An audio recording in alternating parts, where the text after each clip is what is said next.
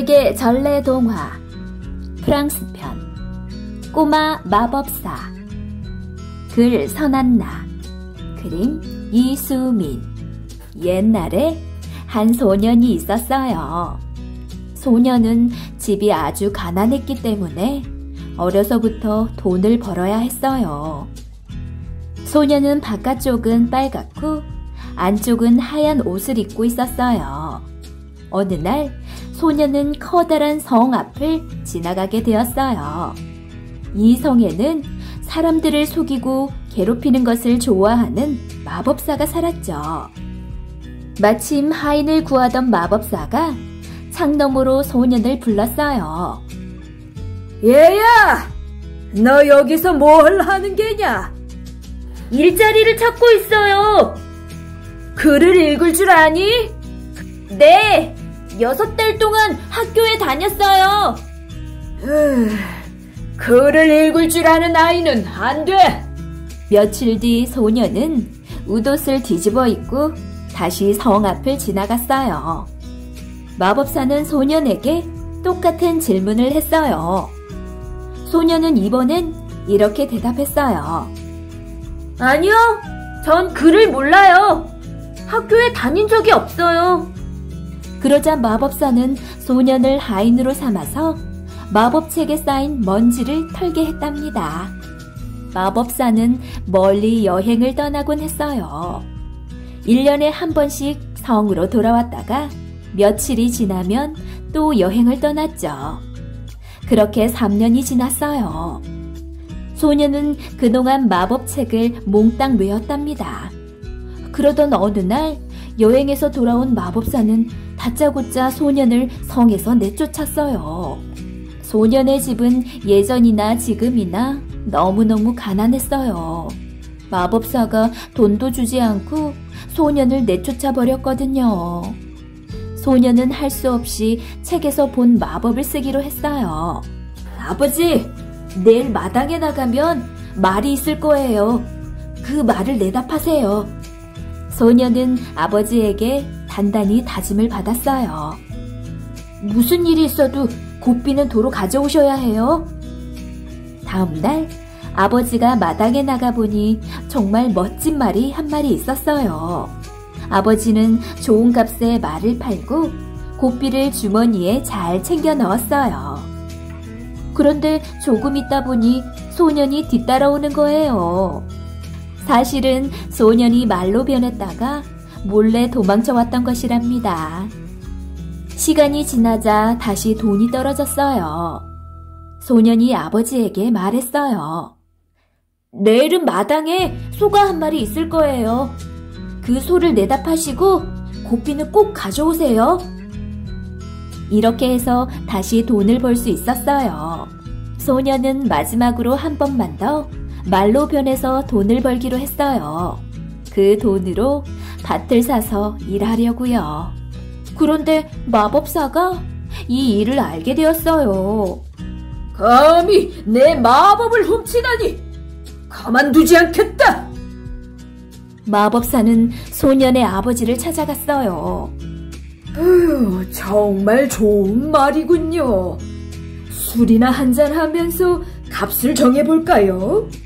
마법사는 소년의 아버지를 취하게 한 뒤 말을 고삐째 끌고 갔어요. 큰일 났어. 마법사가 아마 날 죽일 거야. 말로 변한 소년은 눈물을 뚝뚝 흘렸어요.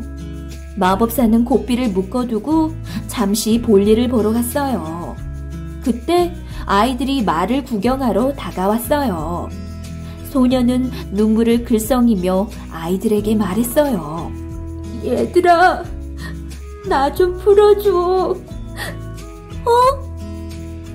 말이 말을 하네? 아이들은 깜짝 놀라 뒷걸음쳤어요. 하지만 소년이 울면서 부탁하자 풀어주었답니다. 고삐가 풀리자 소년은 토끼로 변해서 재빨리 달아났어요. 마침 마법사가 돌아오다가 그 모습을 보고 말았어요. 고얀 녀석! 마법사는 아이들을 사냥꾼으로 만들어 토끼에게 활을 쏘게 했어요. 토끼는 얼른 호수로 뛰어가 잉어로 변했어요. 그러자 마법사는 마법 그물을 만들어 호수의 물고기를 모두 잡았답니다. 하지만 잉어는 잡히기 전에 얼른 종달새로 변했어요. 마법사는 사나운 독수리로 변해서 종달새를 쫓아갔어요. 종달새는 가까스로 독수리의 날카로운 발톱을 피해 성 위로 날아갔어요. 그러고는 재빨리 공주의 방으로 들어갔죠. 원래의 모습으로 돌아온 소년을 보고 공주가 비명을 질렀어요.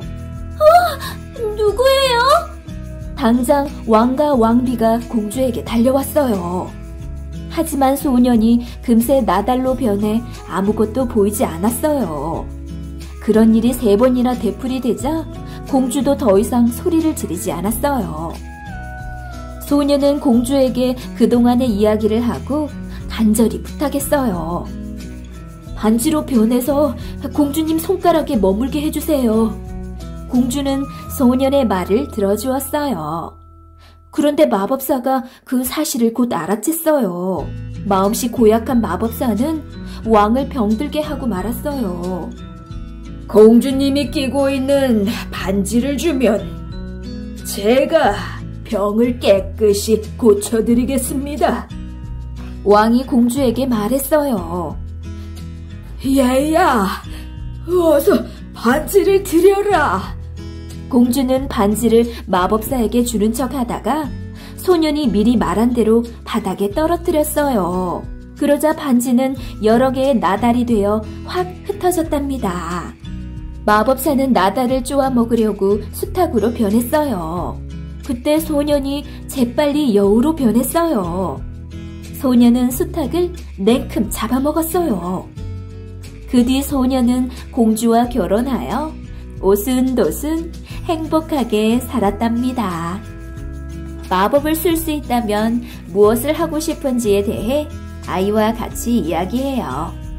그리고 아이와 함께 소년과 마법사가 되어 역할놀이를 해보세요. 소년이 토끼가 되면 마법사는 사냥꾼을 만들어내고, 소년이 종달새가 되면 마법사는 독수리가 돼요. 소년이 잉어로 변해서 헤엄치는 흉내를 내면 마법사는 팔을 벌려서 잉어를 잡는 그물이 되어보세요.